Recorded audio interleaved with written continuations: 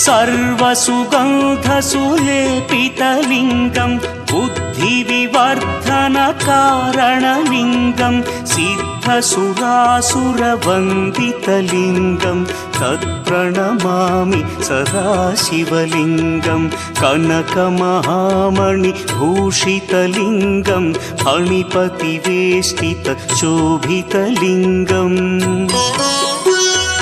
दक्षसुयज्ञविनाशनलिङ्गं तत्प्रणमामि सदा शिवलिङ्गम्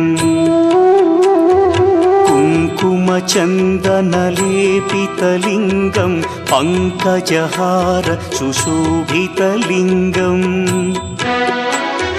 सञ्चितपापविनाशनलिङ्गं तत्प्रणमामि सदा शिवलिङ्गम्